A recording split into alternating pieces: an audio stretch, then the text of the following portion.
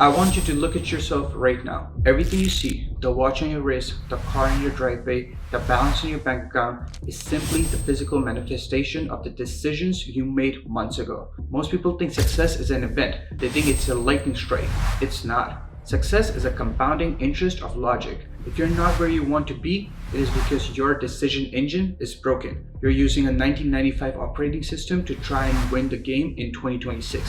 In this video, I'm going to rebuild your brain from the ground up. I'm going to show you the math that billionaires use to filter out the noise. We're going to talk about the expected value without the boring classroom formulas, the shadow cost of indecision, and the asymmetric barbell that allows you to fail 90% of the time and still end up wealthy beyond your wildest dreams. If you have 90 minutes, I have a new life for you. But if you're looking for a hack or a secret, turn this off right now. This is for the architects. Let's begin. In accounting, there's a concept called the opportunity cost. But in life, I call it the ghost balance sheet. When you look at a decision, you usually only look at the direct cost. If I buy this course, it costs $1,000. If I start this business, I might lose $5,000. That is retail thinking. The top 1% look at the cost of inaction. Let's do the math right now. If you're capable of earning $200,000 a year, but you're currently stuck in a job making $60,000 because you're too afraid to pivot, you aren't saving yourself from the risk. You are literally paying $140,000 per year fair tax. Every day you spend thinking about it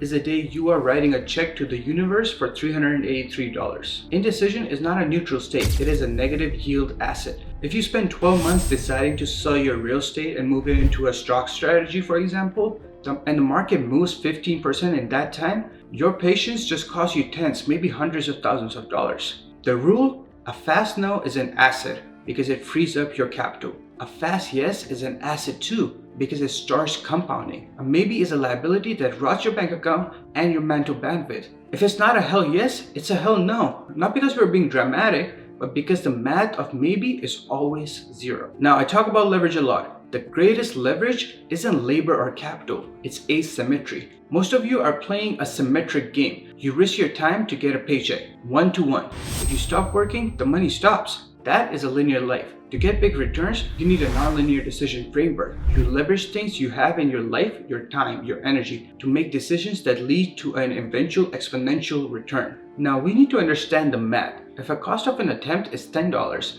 and the potential payoff is $1 million, you can afford to be wrong thousands of times and still be a millionaire at the end. The reason you are stuck, you're taking symmetric risks. You're risking $5,000 to make $5,000. That's not a business, that's a coin flip. Stop flipping coins and start buying lottery tickets where the entry fee is just work and the price is freedom. Now, this is the part that most finance guys miss. They think decisions are made on a spreadsheet. They aren't. They are made in the identity frame. You cannot make a $10 million decision with a $50,000 a year identity. Your brain will literally sabotage the math to keep you safe. When I'm faced with a massive pivot, like selling all my real estate, I don't ask, is this the right move? I ask, is this what the version of me who owns $100 million in asset would do?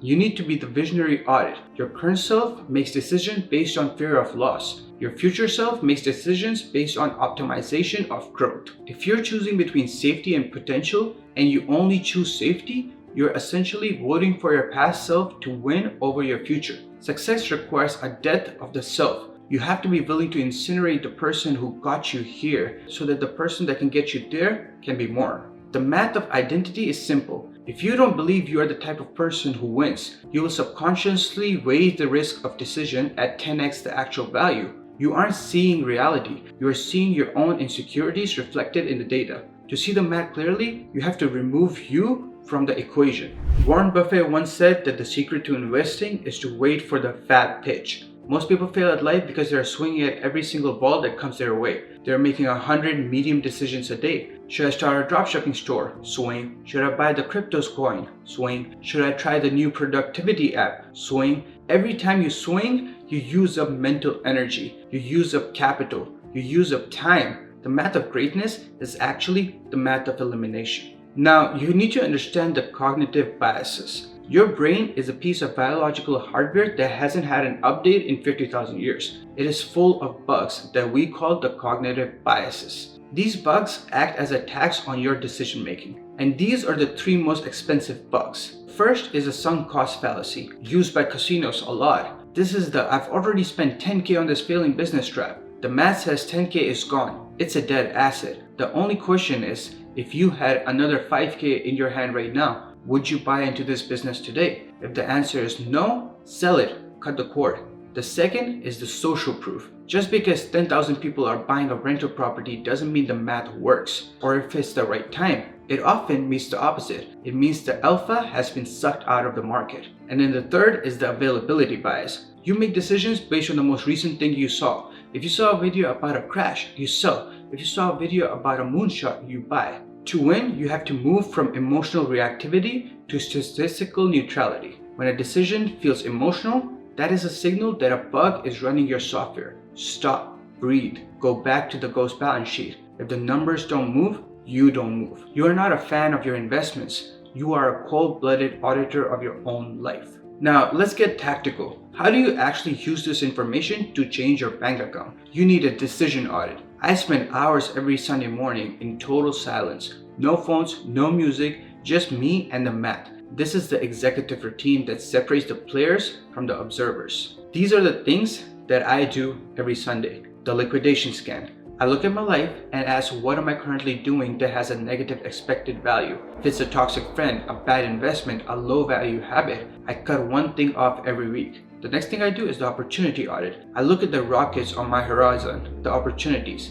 Is there a move that I've been thinking about that has an asymmetric upside? I calculate the cost of inaction. If the cost is too high, I pull the trigger. And the third thing I do is the deep dive. I pick one high stakes decision and I map it out on a decision tree. I look at every branch. I look at the risks. I make sure the downside is capped. If you do this 52 weeks a year, you will make 52 calculated moves. The average person makes 0. By the end of the year, you aren't just ahead of them, you are in a different universe. You have built a fortress of logic that no market crash or luck can penetrate. Now we started this masterclass with a parallel version of you. A version of you that is free and a version of you that is stuck. The difference isn't the amount of money in your pocket today, it's the algorithm in your head. The math of making good decisions is the only thing that cannot be taken from you.